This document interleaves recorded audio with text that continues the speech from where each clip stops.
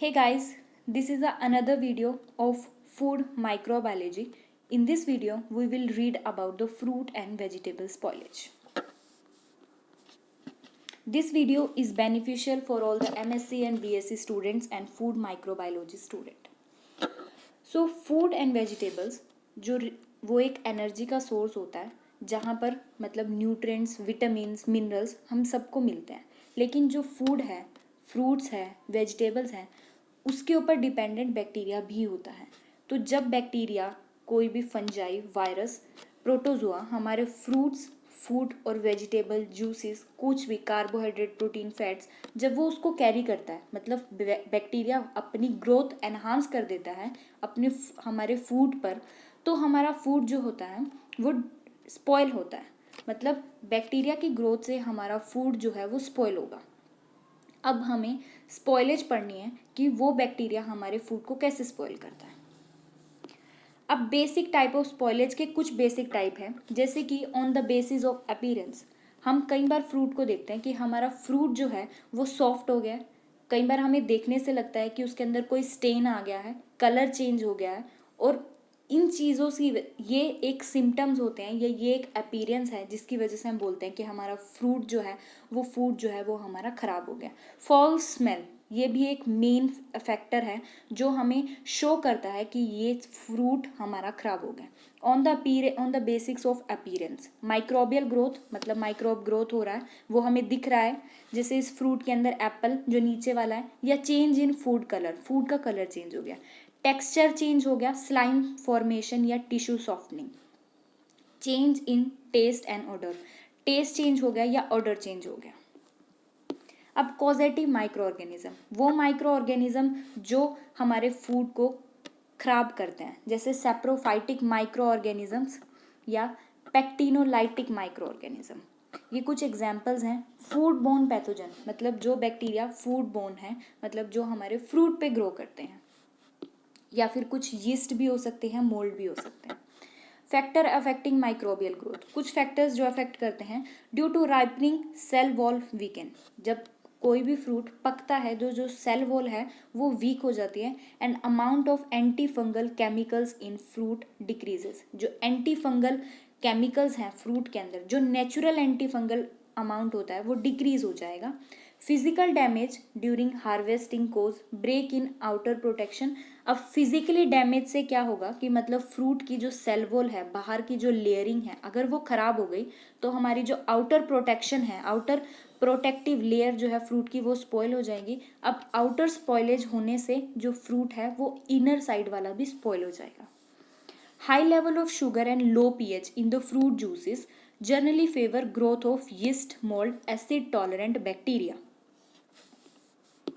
इन vegetable bacterial spoilage start, bacteria के अंदर, vegetables के अंदर बैक्टीरियल की स्पॉइलेज स्टार्ट हो जाएगी जब टिश्यू जो है वो सॉफ्ट हो जाएगा. As pectin are degraded, pectin हमारा सेल वॉल में प्रेजेंट होता है, पैक्टिन जो है वो डिग्रेड होगा, पूरी whole family finally becomes slimy mass.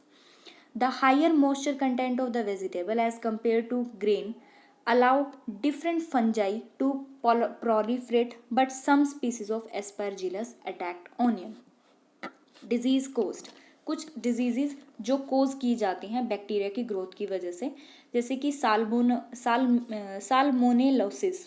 This disease is caused by salmonella species. Salmonellosis can be caused due to contaminated fruit and vegetables like bean, sprout, tomato, melons, unpasteurized orange juice. ये सब disease जो हैं वो हमारा salmonella species की वजह से होती है. अब श्रीगेला कोज ड्यू टू श्रीजेला. अब this disease is cause due to lettuce vegetable salad, potato salad containing spring onion, sliced raw papaya, watermelons. Campylobacter enteritis, Campylobacter jejuni is a major causative agent. Persons suffering from these diseases develop fever, abdominal cramp, nausea, vomiting, and diarrhea. Yersinia enterocolictera is a causative agent of yersiniosis incidence of Yersinia is higher on roots and leafy vegetables.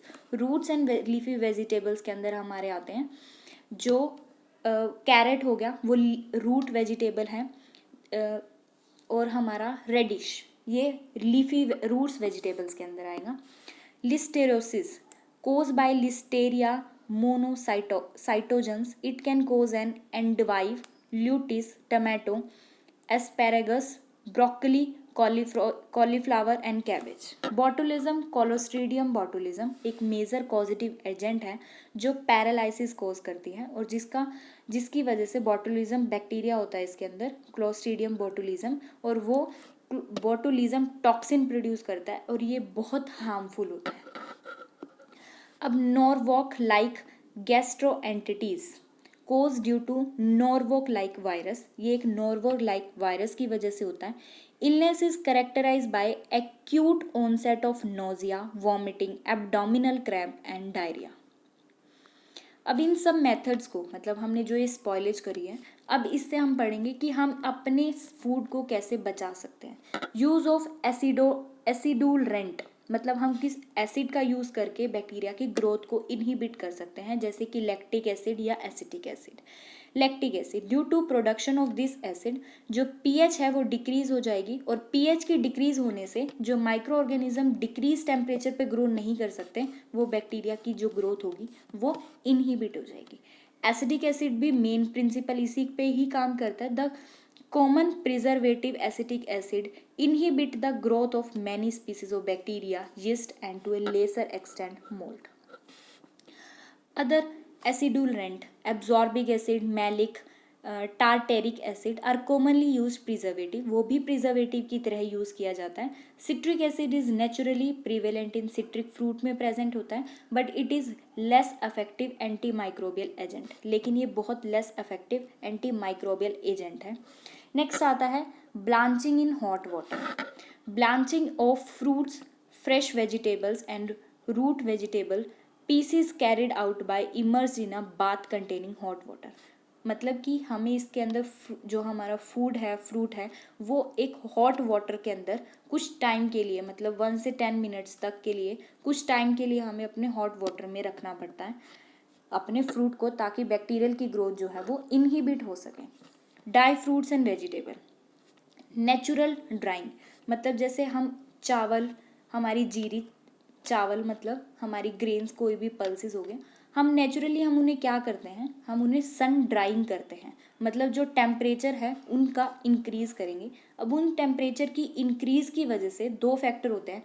First की microbial की growth खत्म हो जाती है, microbial की growth जो है वो डिक्रीज हो जाएगी। नेक्स्ट फैक्टर क्या होता है कि जो उनकी ह्यूमिडिटी लेवल है वो बहुत डिक्रीज हो जाएगा। ह्यूमिडिटी, मॉइस्चर कंटेंट कम होने से जो बैक्टीरियल की ग्रोथ है वो डिक्रीज हो जाएगी। नेक्स्ट आता है drawing with a food dehydrator. जब हम फूड डिहाइड्रेटर का यूज़ करते हैं उसमें क्या होता है कि जो मॉइस्चर कंटेंट है, जो पानी है फूड का, वो बिल्कुल डिक्रीज हो जाता है और वो बैक्टीरियल की ग्रोथ को इनहिबिट करता है। ओवर ड्राइंग, मतलब किसी फूड को हमने ओवर ड्राई करना है। Pasteuriser sun dried fruit, pasteurise एक टेक्निक है या एक प्रोसेस है जो लुइस पास्चर ने दी थी। इसके अंदर हम क्या करते हैं, किसी भी फूड को, सब्सटेंस को, कोई भी मटेरियल, फूड सोर्स, हम उसको हीट करते हैं एक पर्टिकुलर टेम्परेचर पे, ताकि जो बैक्टीरियल की ग्रोथ है वो डिक्रीज हो जाए। To pasteurise with heat, place dry fruit even in shallow tray no more than 1 inch in depth. Fruit should be heated at 71.1 degrees Celsius for 30 minutes. To pasteurize with cold, fruit can be placed in the frozen at 0 degrees Celsius for 48 hours. Conditioning dry fruits. Conditioning is a process of evenly distributing moisture present in the dry fruit to prevent mold growth. Condition dried fruit by placing it in a plastic or glass container, sealing and storing. Dry fruits को conditioning करना, मतलब उनको plastic या glass के container के अंदर seal pack कर देना, जिससे बैक्टीरिया की ग्रोथ जो है वो वहाँ पर ना हो पाए। Freezing is also a good source, जो हम बेसिकली अपने घरों के अंदर करते हैं। हम जो फूड को हमने प्रिजर्व कर देना है बहुत कम टेम्परेचर पे, मतलब जिससे बैक्टीरियल की ग्रोथ जो है वो डिक्रीज हो जाए। Freezing is a quick convenient and proper way to preserve food and vegetables. Store frozen food at 0 degrees Celsius. Use of ozone. Fruit stored can be stored at a low level of ozone for us to 8 days. Different fruits have different ozone toll.